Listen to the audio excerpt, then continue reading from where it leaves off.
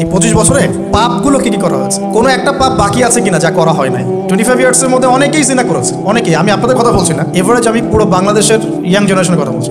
25 বছরের ইয়াং এই প্রজন্মটা, এই লেটেস্ট যে প্রজন্মটা, এদের অনেকেই জিনা করেছে, বিবাহ বহির্ভূত সম্পর্ক। এবং আমরা এখন জেনাকে অনেক সময় উস্কেও দেই, আমরা অনেক সময় এটাকে প্রমোটও করি, আমরা এটাকে ফ্যাশনও মনে করি। কারণ আমাদের ঢাকায় মানুষ বলে যে তোর গার্লফ্রেন্ড নাই, এটাই হচ্ছে ওদের কাছে অবাক করা বিষয়। সবাই ঘুরে ঈদের দিন তুই ঘুরতে পারিস না? আমাদের ফ্যামিলির মধ্যে একজন বলতেছে তার মেয়েকে, সবাই ঈদের দিনে বাইরে যায়, তুই যেতে পারস না? ঢাকায় ভাবে কথা, আমরা এটাই ফ্যাশন, মানে আমরা জেনাকে উস্কেও দিচ্ছি। তার মানে 25 বছর আমরা অনেকে জেনাও করেছি। মাদকের সাথে সম্পৃক্ত কত পার্সেন্ট ইয়াং জেনারেশন আমাদের দেশে? ক্যালকুলেট করেন, আপনি গুগল করেন, দেখেন কত পার্সেন্ট আমাদের দেশে মাদক সেবন করে। ইভেন এখন কিশোর গ্যাং বের হয়েছে, কিশোর গ্যাংয়ে অনেক যুবকরা যায়, অনেকে রাস্তাঘাটে মারামারি করে, অনেকে পলিটিক্যাল দলাদলির মধ্যেও আছেন অনেকেই, এবং এখানে ভাই ভাই রক্ত ঝরাই। আমরা উভয় মুসলিম, কিন্তু উভয় মুসলিম, জুমার দিন একসাথে নামাজ পড়ে। তাহলে এটা কোন দর্শন যেটা আমার ভাইকে শত্রু বানিয়ে দিল, আর পশ্চিমারা গাছের আড়ালে বসে বসে আসছে? কারণ এই দর্শনগুলো তো ওরাই দিয়েছে। তো 25 বছরের পাপগুলো একটু ক্যালকুলেট করি। প্রিয় দিনী বোন, একটু হিসাব করবেন যে 25 বছর আপনি কতদিন পর্দা করেছেন, কত 25,000 মানুষ আপনার চেহারা দেখেছে কিনা? এই 25 বছরে কত হাজার মানুষ আপনার চেহারা দেখেছে? আর ছেলেরা আপনাকে দেখলে কখনো চেহারা স্রোত দেখেন? বেগানা নারীর দিকে একটা ছেলে যখন তাকায় এবং সেক্সুয়াল ডিজায়ার নিয়ে তাকায়, তখন সে চোখ দিয়ে তাকে রেপ করে। ভেরি সরি টু সে যে আপনি প্রচুর চোখ দিয়ে রেপ হয়েছেন প্রিয় দিনী বোন। অনেকেই আপনাকে চোখ দিয়ে রেপ করেছে, আপনি বুঝতেই পারেন নাই। তো এই 25 ইয়ার্স আমরা অনেক কিছুই করেছি, অনেক কিছুই করি নাই। এখন একটু আজকে সাদা একটা কাগজ নিয়ে আমরা একটা হিসাব করব যে আমরা 25 বছরে কী কী করেছি, কী কী করি নাই, কী কী পাপ করেছি, কী কী করি নাই, কী কী পুণ্য করেছি, কী কী করি নাই। আমি আগে মনে করতাম যে একটা খালেস তওবা ইনশাআল্লাহ আল্লাহ পাক সব মাফ করে দিবেন। আসলে আল্লাহ পাক মাফ করেই দিবেন, কিন্তু ভিতর থেকে স্যাটিসফাই হতে পারবেন না আপনি। এখন যদি আপনি এখান থেকে আমার এই লেকচারটা শুনে আল্লাহর ওলি হয়ে যান এবং আপনি বড় মুহাদ্দিস, মুফতি, দিনের বড় দায়ী ইলাল্লাহ, বড় পলিটিশিয়ান, বড় ইঞ্জিনিয়ার, মানে যারা ওয়ার্ল্ডকে ইসলাম স্ট্যাবলিশমেন্টের দিকে নেতৃত্ব দিচ্ছেন, এমনও মানুষ যদি আপনি হয়ে যান, আপনি এই 25 বছরের ঋণটা শোধ করতে পারবেন না। এই 25 বছরের ঋণ আপনাকে প্রতিনিয়তই ভিতরে ঢুকে মারবে, যেটা আমাদেরকেও মারে ভিতর থেকে। যে আমরা যদি আগে থেকে বিষয়গুলো বুঝতাম, যদি আরও আগে থেকে স্টাডি করতে পারতাম, আরও বেশি যদি আমি আলেম ওলামার সাথে মিশতে পারতাম, আরও যদি বেশি গভীরে যেতে পারতাম, তাহলে কতই না ভালো হতো। তো আমি আশা করি কথাগুলো আপনাদের কলিজায় পৌঁছাবে ইনশাআল্লাহ। এখন লাইফের এটা সবচেয়ে ভাইটাল পার্ট। এই সম্পর্কে আমি জাস্ট 2টা হাদিস বলে আস্তে আস্তে কনক্লুশনের দিকে যাচ্ছি। নবী সাল্লাল্লাহু আলাইহি ওয়াসাল্লাম বলছেন যে 7 শ্রেণীর মানুষকে আল্লাহ পাক কিয়ামতের দিনে আরশের ছায়া দিবেন। কত শ্রেণী ভাই? তার মধ্যে সেকেন্ড শ্রেণীটা হচ্ছে সেই যুবক নাশা ফি ইবাদাতিল্লাহি তাআলা, যে আল্লাহ পাকের ইবাদতে তার যৌবনকালটা কাটিয়ে দিয়েছে। এখনো বাকি আছে আপনার সামনে যৌবনকাল। কতটুকু? হয়তো 15 to 40। তার মানে এখনো 40 বা 50 বছর পর্যন্ত আপনার যৌবন টিকে থাকবে ইনশাআল্লাহ, যদিও এই যুগে থাকে না। আমরা তো ফ্যান্টাসিতে ভুগি অনেক সময়, 4টা বিয়ে। বাস্তবতা হচ্ছে এই যুগে একটাই ডিফিকাল্ট। একজনকে সন্তুষ্ট করে কি ডিফিকাল্ট।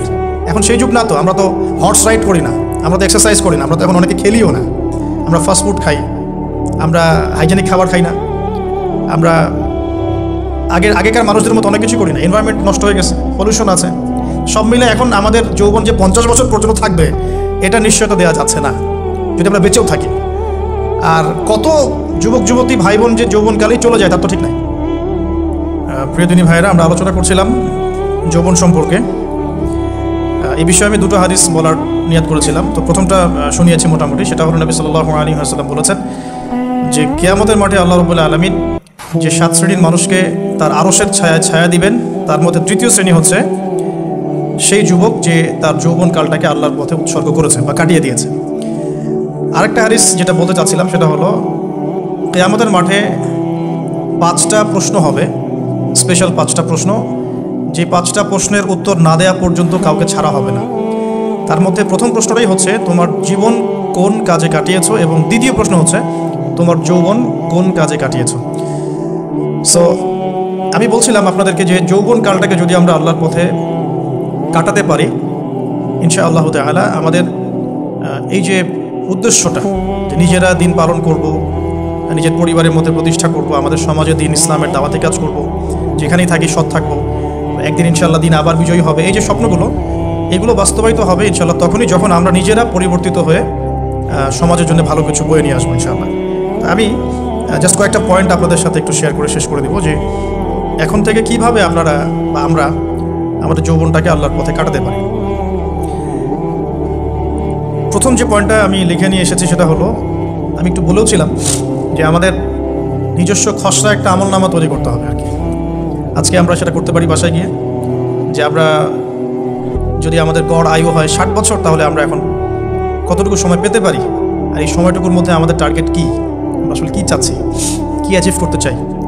যা চলে গেছে এই সময়টুকুর মধ্যে আমরা কিভাবে আল্লাহর রহমত পাবো, ক্ষমা পাবো কীভাবে। যা চলে গেছে এর মধ্যে অনেক নামাজ কাজা থাকতে পারে, রোজা কাজা থাকতে পারে। অনেক সময় এমন হতে পারে যে আমরা অন্যের হকও নষ্ট করেছি। প্রথম যে কাজটা করা উচিত সেটা হলো খালেস তওবা। 1 নাম্বার, তাহলে আমরা বলতে পারি যদি আমরা এখন সংকটগুলো চিহ্নিত করে সমাধানের পথে হাঁটতে চাই, তাহলে আমাদের যৌবনটা আল্লাহর পথে উৎসর্গ করা ছাড়া কোনো অপশন নাই। উৎসর্গ বলতে আমি বোঝাচ্ছি কাটিয়ে দেয়া, আল্লাহর ইবাদত করে কাটিয়ে দেওয়ার কোনো বিকল্প নাই। তার জন্য প্রথমত আমাদের নিজেদের জীবনের কৃতকর্মগুলোর হিসাব নিকাশ মেলাতে হবে, 1 নাম্বার। আর 2 নাম্বার হচ্ছে বিশুদ্ধ তওবা করে আল্লাহর পথে ফিরে আসতে হবে। বিশুদ্ধ তওবা কীভাবে করবো এটা আমরা অনেকে বুঝি না। অনেকে মনে করি যে মুখ দিয়ে জাস্ট আস্তাগফিরুল্লাহ বললেই হয়তো তওবা হয়ে যায়। বিষয়টা এমন নয়। বিশুদ্ধ তওবা হচ্ছে আপনি আল্লাহর দিকে পরিপূর্ণ অভিমুখী হবেন, রুজু করবেন, এর নাম হলো বিশুদ্ধ তওবা। যে পাপগুলো করেছি এগুলোর জন্য ক্ষমা চাওয়া, এই পাপগুলো কোনোদিন করবো না এরকম প্রত্যয় ব্যক্ত করা, আর যদি অন্যের সাথে সম্পৃক্ত কোনো হক থেকে থাকে সেটা ফেরত দেওয়া। তো আমরা আজকে গিয়ে সুন্দর করে ওযু করে 2 রাকাত নামাজ পড়তে পারি। 2 রাকাত নামাজ পড়ে আমরা আল্লাহকে বলতে পারি যে আস্তাগফিরুল্লাহাল্লাযী লা ইলাহা ইল্লা হুয়াল হাইয়ুল কাইয়্যুম ওয়া আতুবু ইলাইহি। আল্লাহ, আমি আমার জীবনের এই যে একটা বড় সময় তোমার থেকে দূরে ছিলাম, নামাজ কাজা হয়েছে, রোজা কাজা হয়ে গেছে, চোখের হেফাজত হয় নাই, জিনা হয়ে গেছে নাউযুবিল্লাহ, মাদকের সাথে সম্পৃক্ত ছিলাম নাউযুবিল্লাহ, আমরা মিউজিক্যাল ইনস্ট্রুমেন্ট প্লে করেছি, ইত্যাদি ইত্যাদি। এগুলো থেকে আল্লাহ আমরা আজকে তোমার কাছে তওবা করছি, ক্ষমা চাচ্ছি, এবং আগামী দিনগুলোতে তোমার হুকুম আহকাম মেনে চলার তৌফিক চাচ্ছি। 2টো জিনিস খুব প্রয়োজন, একটা হলো তৌফিক, একটা হলো দোয়া। আপনার প্রচেষ্টা আল্লাহর কাছে দোয়া করতে থাকা এবং আল্লাহর কাছে তৌফিক কামনা করতে থাকা। আল্লাহ পাক যাকে ইচ্ছা তাকে তৌফিক দিয়ে থাকেন। আল্লাহ রাব্বুল আলামিন যাকে ইচ্ছা তাকে তৌফিক দিয়ে থাকেন। যে আল্লাহর কাছে যত বেশি চাইবে আল্লাহ পাক তত বেশি দিবেন ইনশাআল্লাহ। তো এই জন্য চেয়ে নিতে হবে, প্রথমত চেয়ে নেবেন যে আল্লাহ আপনি আমাকে তৌফিক দিন, যাতে করে আমি আমার পুরো জীবনটাকে আপনার ইবাদতে কাটাতে পারি, আরও সে ছায়া পেতে পারি। আল্লাহ কবুল করুন, আমিন। এখন ইস্তেগফার করার পর যার যার হক তাকে তাকে ফিরিয়ে দেওয়া উচিত। যদি আপনি বা আমি আল্লাহ না করুক কারো হক নষ্ট করে থাকি, সেটা ফিরিয়ে দিতে হবে। এই হক নষ্ট ফিরিয়ে দেওয়ার মানে এটা নয় যে গার্লফ্রেন্ডকে কথা দিয়েছিলেন বিয়ে করবেন, সেখান থেকে ফিরে আসা যাবে না, ব্যাপারটা কিন্তু এমন নয়। এরকমও প্রশ্ন আমাদের কাছে অনেকে করেছেন যে আমি তো আমার গার্লফ্রেন্ডকে কথা দিয়েছিলাম যে আমি তোমাকে ছাড়া আর কাউকে বিয়ে করবো না, তো এখন কি আমি ফিরে আসলে, তওবা করে ফিরে আসলে কি এর জন্য আল্লাহ আমাকে ধরবেন কিনা? মনে রাখবেন, শয়তান হচ্ছে এই পৃথিবীর সবচাইতে ইন্টেলেকচুয়াল প্রাণী। সিরিয়াসলি, ও যে এত বেশি স্মার্ট যেটা আমাদের চিন্তার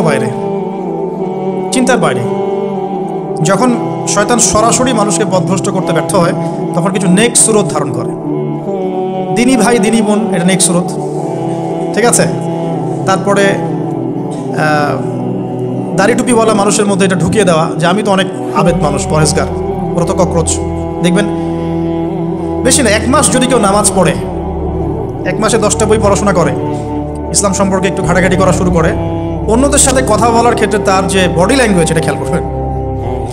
শয়তান কিন্তু অনেক স্মার্ট, এভাবে শয়তান অনেকভাবে মানুষকে প্রতারিত করতে পারে। সো শয়তানের নেক্সট শুরুতে ধোকায় পা দিবেন না। আল্লাহ পাক আমাদের সবাইকে হেফাজত করুন, আমিন। খুব ভালো একটা কাজ করছি মনে করেন, একটা বড় প্রজেক্ট করছি সারা বাংলাদেশ ব্যাপী, একটু মনের মধ্যে ঢুকিয়ে দিল যে মানুষ তো দেখুক, মানুষ ভালো বলুক, যথেষ্ট আমল ধ্বংস হওয়ার জন্য। এতটুকু যথেষ্ট আমল ধ্বংস হয়ে যাওয়ার জন্য। আল্লাহ মাফ করুক আমাদেরকে। তো প্রথমে প্রিয় ভাই, তওবা করে ফিরে আসা, যার যার হক তাকে তাকে ফেরত দিয়ে দেওয়া। এরপরের সবচাইতে ইম্পর্টেন্ট জায়গাটাই হচ্ছে ইলম অর্জন করা। যেখানে আছেন সেখানেই থাকবেন, মানে যে প্রতিষ্ঠানে যে সাবজেক্টে পড়ছেন, এখন আপনাদের প্রায় জীবনের 20টা বছর চলে গেছে। এখন সবার পক্ষে আবার ইউটার্ন করে 0 থেকে স্টার্ট করা পসিবল, এবং এটা বুদ্ধিমানের কাজও হবে না। ওই সেকশনে যারা আছেন তাদের সংখ্যা কিন্তু প্রচুর, যারা দিনই লাইনে পড়াশোনা করছেন। ঠিক আছে, আল্লাহ চাইলে তাদের মধ্য থেকেই ইনশাআল্লাহ এমন অনেক বড় বড় মুফতি, মুহাদ্দিস, ইমাম তৈরি হবেন যারা ধর্মীয় অঙ্গনে নেতৃত্ব দিবেন ইনশাআল্লাহ। আর যদি দেখা যায় তারা তাদের দায়িত্ব পালন না করেন, তখন আল্লাহ পাক জেনারেল থেকে মানুষ উঠায় নিয়ে আসবেন। এটা আল্লাহ পাকের কৌশল, আল্লাহ পাক করতে পারেন। এখন আপনি কি করবেন? যেহেতু আপনারা 20-25 বছর পার করে আসছেন, যে সাবজেক্টে পড়ছেন কন্টিনিউ করতে থাকবেন। যদি এনভায়রনমেন্ট থাকে ফ্রি মিক্সিংয়ের, এখানে আপনি আপনার চোখকে হেফাজত করার চেষ্টা করবেন সর্বোচ্চ। আপনি আপনার ট্র্যাকেই থাকবেন। এখন এই ট্র্যাকে থেকে আপনি কীভাবে ইসলামিক বেসিক জ্ঞান অর্জন করবেন, কীভাবে পসিবল? কঠিন, অসম্ভব কিছু না, কঠিন। আমি অভিজ্ঞতা থেকে বলি আমার মতো করে। ফার্স্ট অফ অল, একজন বিজ্ঞ কারি সাহেব, হাফেজে কোরআন বা কারি, প্রাথমিক স্টেজ বলছে, বিজ্ঞ একজন কারি সাহেব বা হাফেজে কোরআন, যার সাথে আপনার ভালো সম্পর্ক বা যাকে আপনি চিনেন, রিনাউন্ড বা যিনি খুব কোঅপারেটিভ, আপনাকে সময় দেন, টাইম দেন, এরকম কারো কাছে গিয়ে আপনি কোরআন তেলাওয়াত করা শিখবেন আগে। ফার্স্ট অফ অল এটা কাজ, কোরআন তেলাওয়াতটা আগে শিখবেন।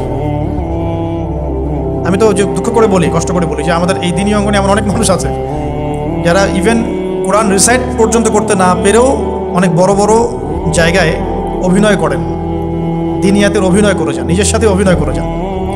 অনেক সময় উদ্ধতাবশত বড় বড় আলেমদেরকে বাহাসের জন্য চ্যালেঞ্জ করে থাকেন, অথচ কোরআন তেলাওয়াত শুদ্ধ না। কোরআন তেলাওয়াত শুদ্ধ না মানে নামাজই হচ্ছে না। কোরআন তেলাওয়াত শুদ্ধ না মানে কি? নামাজ হচ্ছে না। কবুল করার মালিক তো আল্লাহ, শর্ত তো এটা। কবুল করার মালিক তো আল্লাহ। আল্লাহ পাক চাইলে কেউ এক ওয়াক্ত নামাজ না পড়লেও তওবা করে ফিরে আসছে মৌতের আগে, হয়তো আমরা জানি না, আল্লাহ মাফ করে দিয়েছেন, হতে পারে না? এটা তো শর্ত।